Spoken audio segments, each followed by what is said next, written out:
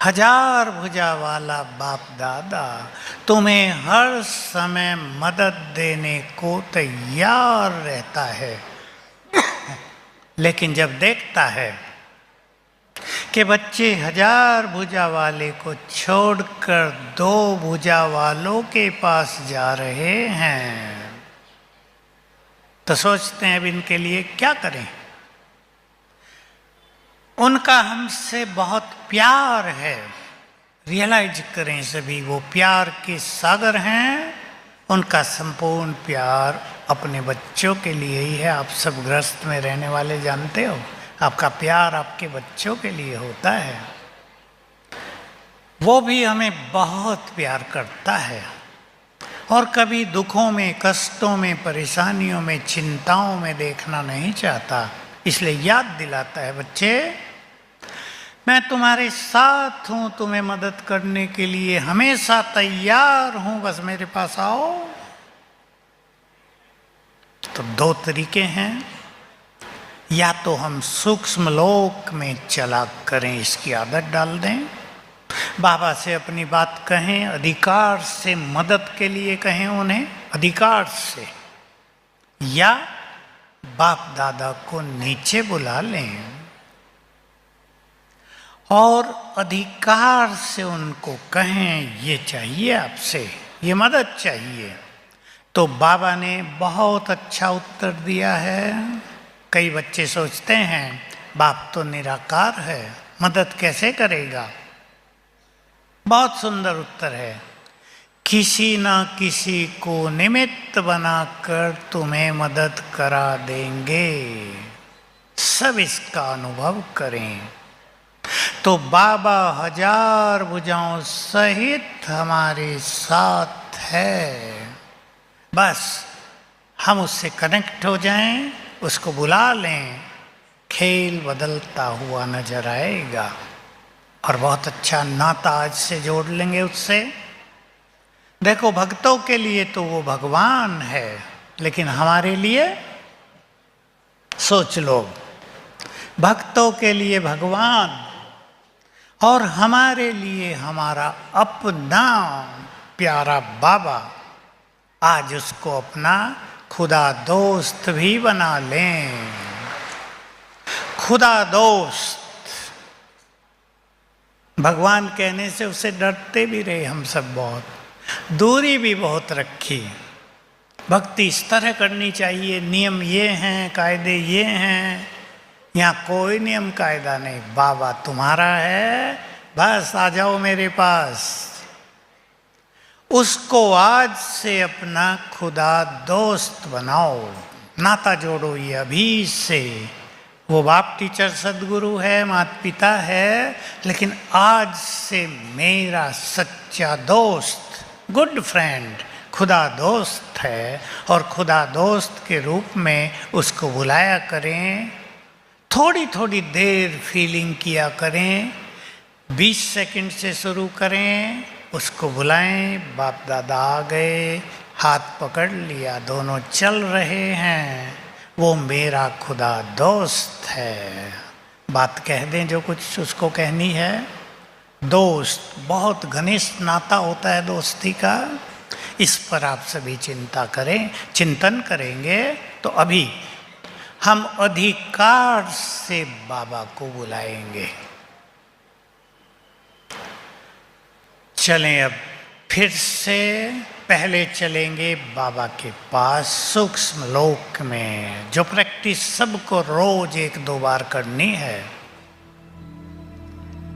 बस संकल्प करें, मैं यहाँ नहीं, आकाश के परे दूसरे आकाश में, जहाँ चारों ओर सफेद प्रकाश फैला है,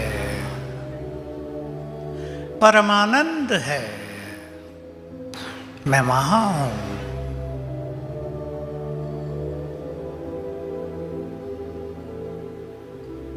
सामने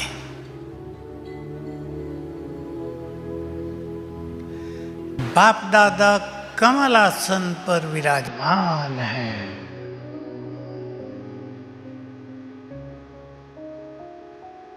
बहुत सुंदर उनका स्वरूप देखें, मस्तक में ज्ञान सूर्य चमक रहे हैं।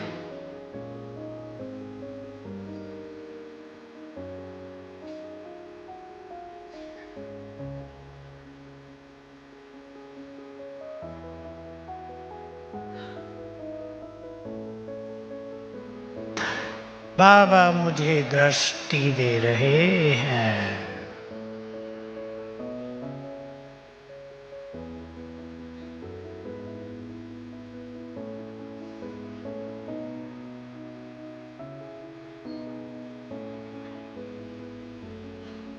और दृष्टि लेते मन ही मन बाबा को निमंत्रण दे दें, बाबा आ जाओ हमारे पास, चलो मेरे साथ नीचे।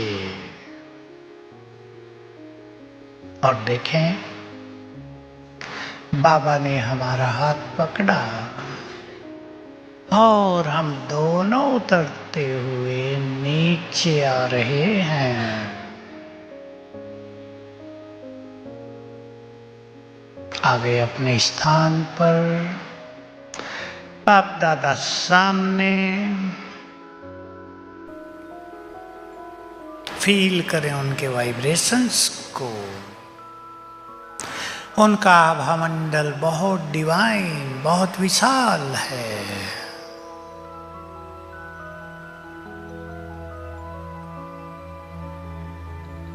उनके वाइब्रेशंस मुझ में समा रहे हैं। अब जो कुछ उन्हें कहना है कह दो, अधिकार से, खुदा दोस्त के नाते से।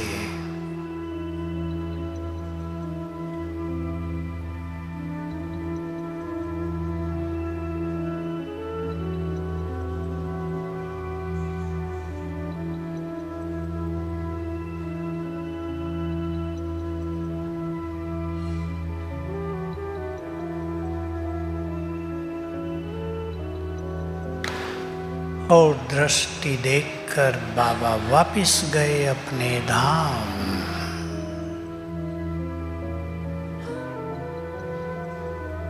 ओम शांति। ये बाबा का आह्वान हमारे योग को सरल कर देता है। माताएं अपने घरों में 1-2 बार अच्छी तरह बाबा को बुलाकर फील किया करें, उनके वाइब्रेशंस फैल रहे हैं पूरे घर में। भाई लोग भी करें, और जब घर से बाहर चलें तो बाबा का आह्वान करके, खुदा दोस्त मेरे साथ चलो, एक बार हाथ पकड़ने का अनुभव करके फिर चलें अपने कार्यों के लिए। बहुत अच्छे अनुभव होंगे, क्योंकि आने वाला समय कुछ और सीन लेकर आ रहा है। उसको पार करने के लिए हमें बाबा की मदद की बहुत ज़्यादा ज़रूरत रहेगी। हर पल, रोज, हर कदम पर अपने जीवन को सहज बनाने के लिए 2 बातें और। इस संसार में बहुत कुछ ऐसा होता है, हो रहा है, होता रहेगा, जिसको हम बदल नहीं सकते। उसे स्वीकार कर लेना है। उसमें मन को न उलझाना है, न भटकाना है। जो होगा वही तो होना है। जो हो रहा है यही तो होना है। युग परिवर्तन होगा। हर मनुष्य की एक्सपेक्टेशन से बहुत ज़्यादा कुछ होगा यहाँ। स्वीकार करना, चित्त शांत होगा। दूसरी बात, मन के सारे बोझ बाबा को देने की प्रैक्टिस करें। बाबा का बहुत गहरा महावाक्य, कम से कम 35 साल पुराना है। सभी उसको अपने चित्त में समा लें और बाबा के प्यार को भी अनुभव करें। जो बाप सारे संसार का बोझ उठाने वाला है, क्या वो अपने बच्चों का बोझ नहीं उठाएगा? फील करें, सत्य को स्वीकार करें, बोझ देने की प्रैक्टिस करें और बोझ देकर थोड़ा निश्चिंत हों। मनुष्य की क्या आदत है, मनुष्य चाहता है अभी बोझ दिया अभी सब कुछ ठीक हो जाए, लेकिन हर चीज के ठीक होने का एक प्रॉपर टाइम होता है। सब कुछ अभी हो जाए ऐसा नहीं होता है, हमारे कर्म उसमें बाधक बनते हैं। इसलिए बाबा को देकर उस पर विश्वास रखते हुए बहुत हल्का अपने को करेंगे। हल्का रहना ये ज्ञानियों की पहचान है। छोटी छोटी बातों में भारी नहीं हो जाएं, ध्यान देंगे इस पर, चिंतन करेंगे, मुरली के महत्व को ध्यान में रखते हुए उसमें जो सुंदर बातें आती हैं उनका जीवन में प्रयोग करें, उपयोग में लाएं, उन्हें अपने मन में संभालें, चिंतन में संभालें। आज ये बात कितनी अच्छी थी जो मैंने आप सबको सुनाई।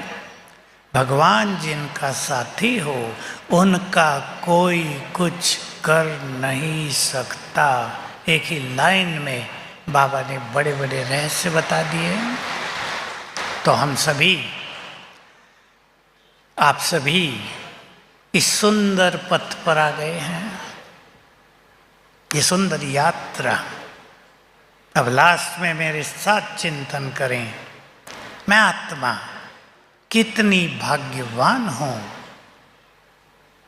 कि जब हमारी 5000 साल की यात्रा, लंबी यात्रा पूरी हो रही थी, तब स्वयं सर्वशक्तिवान खुदा दोस्त बनकर हमारे साथी बन गए और कहा, बच्चे तुम अकेले नहीं हो, मैं इस यात्रा में तुम्हारे साथ हूं। लो सारे बोझ मुझे दे दो। जितना भी मत का बोझ है उसने ले लिया। तो अपने को बहुत खुशी में, बहुत नशे में रखेंगे। और समय ऐसा है, जो बुद्धिमान ज्ञानी आत्मा मन को भटकने से बचा ले वही संसार में बहुत कुछ कर पाएंगे। क्योंकि अब आगे का जीवन हमारा हमारे लिए नहीं रहेगा, संसार के लिए रहेगा। हमें दूसरों के लिए ही जीना होगा, उनके दुख हरने होंगे, उनके कष्ट निवारण करने होंगे। अपने को तैयार करें, कहीं भी उलझा कर अपनी शक्तियों को व्यर्थ में नहीं जाने देना है। मुरली सुनेंगे सभी, बस बाबा को देखना और जो प्रैक्टिस करें, दादी का चित्र दिखाई देगा, फोटो, मस्तक में ज्ञान सूर्य बैठा है, मुख से बोल रहा है। जो बोल रहा है उसका रस लेते चलें, उसको समाते चलें, तो मुरली का टाइम बड़ा सुखदाई, एनर्जी देने वाला, जीवन को एनर्जेटिक करने वाला हो जाएगा। और आज के महावाक्यों से, मधु शांतिवन की इस यात्रा से कोई भी एक सुंदर बात अपने साथ ले जाना, फॉर एवर, सदा के लिए, जिसको सदा हम साथ रखेंगे, जो यादगार बनेगी हमारी यात्रा की। तो बाबा को खुदा दोस्त बनाएंगे। अभी हम चलेंगे सर्वशक्तिवान के पास, उसके घर में, अपने घर में, और उसकी शक्तियों से अपने को भरपूर करेंगे। ओम शांति।